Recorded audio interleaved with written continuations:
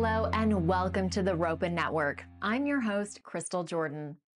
For those of you who are new to this channel, the RRN Ropen Radio Network is devoted to the study of the hidden or unknown animal cryptozoology.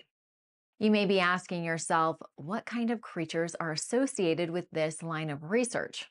For instance, the Sasquatch, Ropens, Loch Ness Monster, and many others. These are what we consider to be cryptids. It might surprise you to hear that over 70% of the general public believe that the Sasquatch, aka Bigfoot, is in fact real. If you're not familiar with the name Ropen, it is the name given by the people of Papua New Guinea, which describes a living pterosaur. The idea of living pterosaurs alive today has created controversy among paleontologists and cryptozoologists alike. However, there are a handful of researchers who have devoted their time and efforts to the exploration of living pterosaur discovery. One such individual is the founder of our network. In addition, he has partnered with CC Media and Genesis Park to help bring you this exciting content. He has a background in zoology, legalities, chemistry, and local government. For a few decades now, eyewitnesses claim they have seen strange flying featherless creatures in the state of Washington. Some of these eyewitnesses choose to stay anonymous, while others are willing to provide a testimony of what they saw during one of our broadcasts.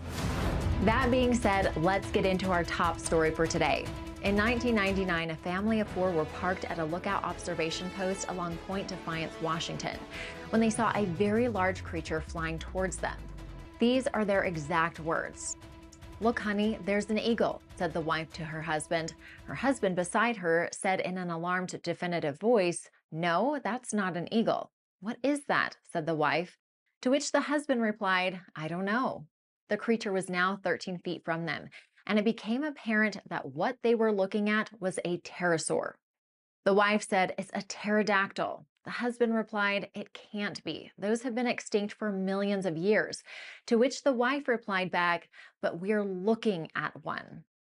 I can imagine how frightening that may have been for them. Probably would have scared me as well. The woman believes that what they witnessed was a Pteranodon, a species of pterosaur said to be extinct for millions of years. Well, according to the so-called experts. The woman's name is Catherine Fuller. She now resides in Astoria. I'm told that she has agreed to a polygraph examination of her encounter. This marks the first time such a test will be conducted for this network. I would like to hear more about this case, as I'm sure you all would as well. So let's go now to Jacob Guerra, who is live on the scene to provide us with his special report from Albany, Oregon. Hi, Jacob. Hello, Crystal. Good to have you back on the network again. Thank you. A little wet out there for you today? A little, but that's Oregon for you. So, did I hear you correctly that a polygraph test is being conducted? That is correct. I'm here at 135th Southwest 5th Avenue in Albany, and the name of the business is SJ Polygraph, which is directly behind me where the examination will be taking place. Really? How exciting. So, what time is the examination taking place and how long will it last? 3 p.m. Pacific Standard Time. I'm told the test will last for about 1.5 to 2 hours tops. Will you be filming during the exam or is that impermissible? You know, I'm glad you asked that. Actually, no, this would compromise the test for accuracy. Really? I did not know that. It's true, and allow me to shed some light on that without naming a few shows, okay? Well, you and I know that some of these programs who show these tests are clearly filming during the process, which means it's compromised. And I spoke with 5 different professionals who do these examinations that have been doing it for years, and they have told me this causes issues. So what we're being shown and what we're being told are 2 different things, and it could be not the truth and nothing but the truth. To shed some further light on the polygraph process, I spoke with Sally Jo Donahue, and she had this to say. Take a look. So the polygraph works by reading your body's physiological responses that you have no control over, that are part of your basic survival response. So if you picture something simple like, say you live in a 2-story house, you're sound asleep in bed and you hear a crash downstairs. Okay, instantly you're going to wake up. Your brain is going to recognize that that's not a normal sound, and it's going to cause adrenaline to be released. Adrenaline causes your heart to speed up, gets the blood going to your arms and legs and your brain. So blood goes to your brain, more oxygen to your brain, you wake up more. Blood goes to your arms and legs, you can move faster to jump out of bed and head down the steps to see what the crash was, or to call 911, whatever you're going to do. The blood, when it gets into your arms and legs, gives you more strength. Sort of like, have you ever seen bodybuilders on stage doing their routine? They don't walk in off the street and then just go right up and start doing the routine. They go in the gym and they pump iron and they get the muscles pumped up. Your brain kind of does this automatically when you get that adrenaline dump. So the muscles have more strength then, so if you need to run faster, you can. If it's a physical threat where you need to defend yourself from somebody, you get more strength in your muscles to push, hit, whatever you need to do. When that adrenaline hits your system, the sweat glands in your hands and feet are going to activate. That gives you a little more moisture, which gives you a little better grip, a little more friction. So if we're back to the scenario where you're walking down the steps, if you start to trip, you can grab that handrail and hold on to it a little bit better. With your feet, if you're barefoot, a little moisture gives you a little better friction. You can stay on your feet. If you can stay on your feet, you can run, fight, protect yourself. And so that's why your feet sweat glands activate. They're just special sweat glands in your hands and feet that other parts of your body don't have.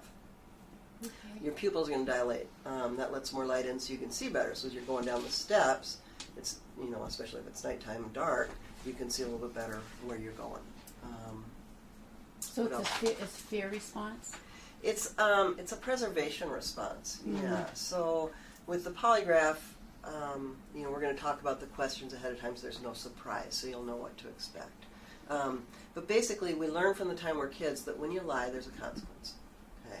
I don't test kids under 12 because they really don't understand that. 12, 13, 14, I talk to them first to make sure, I think they have a good understanding before I'll test them. Or I just say they don't get it, I'm not going to test them. So you learn from the time you're a kid that if you lie, there's a consequence. Lie to mom or dad, you're going to get in trouble. Lie to your boss, lie to a teacher or cheat on a test, there's going to be a consequence. So the way the polygraph works is when you lie, your brain recognizes that consequences are attached to lies, and you show this basic survival response. Your heart speeds up a little bit, blood volume increases or blood pressure increases, sweat glands activate, pupils dilate, things in your body start changing. So you're anticipating the consequence. I get it. And so then the polygraph reads it. So what I do when we do the test is I'm going to ask you some questions that I know are truthful, so I can see what your baseline is. Baseline being in here under the stress of taking a polygraph, because everybody that takes a polygraph, whether they're lying, whether they're not, whether it's something like this, or they're accused of hurting somebody or killing somebody or anything like that, they're still nervous. Even if they've got nothing to hide, it's uncomfortable. It's not what you normally do. And so I'll get a baseline by asking you a question such as your first name, and you answer yes or no. Then I know when you're telling the truth, so I can see what that baseline is. So if your heart rate at home is normally 68 beats a minute, I don't know what it is, but whatever it is, in here it's going to be higher. So I get that baseline. Then I'm going to ask you some questions that specifically about what you saw and whether you're telling the truth about it. And then I'm going to ask you some questions that are going to cause a reaction on the test so that I see what it looks like when you're not completely sure of your answers. And then I can combine Gauge that. it. Yep. And then we'll do a little practice test too. And I do that so that you get a feel for what the test is like before we're doing the serious questions. It just helps people be more comfortable and lets me adjust the sensitivity of the instrument just right for you. Jacob has been grilling me pretty hard this last week, so I'm pretty used to the questioning. Yeah. Well, I'm pretty easygoing with my questioning. I prefer to make people comfortable. I get better results that way. So. Okay. Very interesting, Jacob. Good for the general public to know. Okay. Yep, agree. Okay, so no filming. Is Catherine Fuller present? Can we get her on camera? Actually, she's currently getting ready for the examination. It will be taking place very soon. As a matter of fact, it'll be taking place at 3 p.m. I did manage to get a pre-recorded video from her before she went into the exam room. Take a look. I'm here with Catherine Fuller from Astoria, Oregon. Catherine, tell me, what made you agree to do this particular examination, and why is it so important to you? Well, I think it's important for people to realize that these things are real. They still exist, And it's important for us to realize that they're not extinct. And the only way to do that is by coming forward. I agree. Now, you believe what you saw was a presumed to be extinct flying creature, something fairly large, and something that most people would probably not be reporting on, but we are. Something that I would consider to be unnatural or exotic. Is that correct? I think they're thought to be extinct, actually, but it clearly wasn't because I saw it.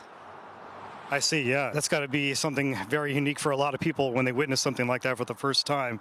Scary, maybe emotionally, but very, very exciting. You also stated that your husband, your ex-husband, was with you at the time of this encounter. When you saw this creature flying towards you, did it frighten you?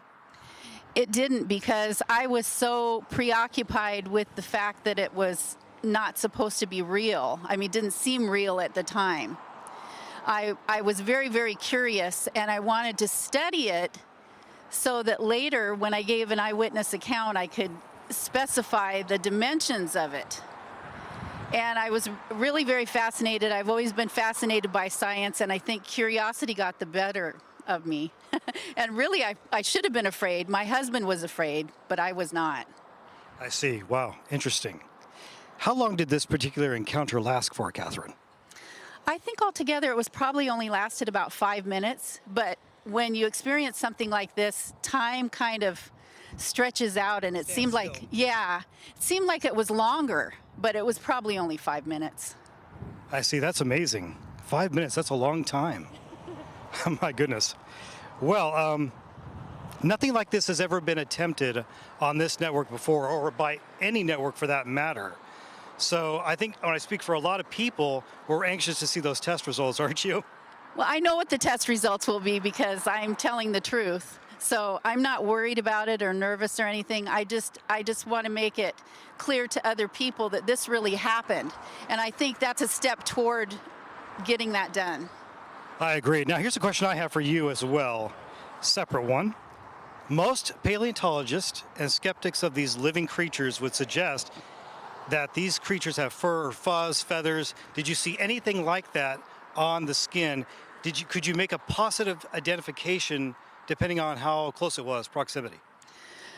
The creature landed next to us. It flew across the sound and then landed right next to us about 37 feet away. But at one point, we were about 13 feet away from it.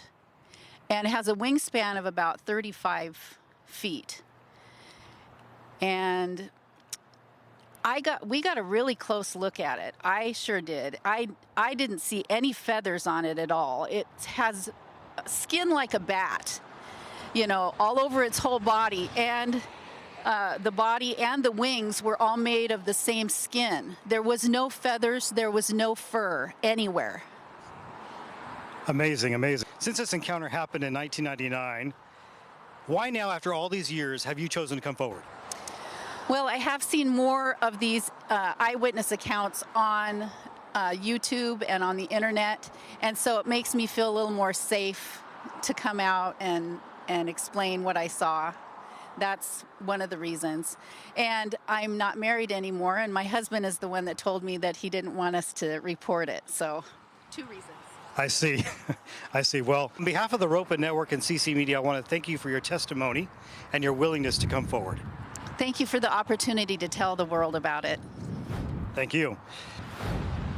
Now, Catherine was a little reluctant to come forward at first, and rightfully so, but this is where she found our network, and I assured her that she would not be receiving any ridicule by coming forward and speaking with us. It is a bit of a sense of a relief and a bit cathartic for her to be able to share her testimony with others.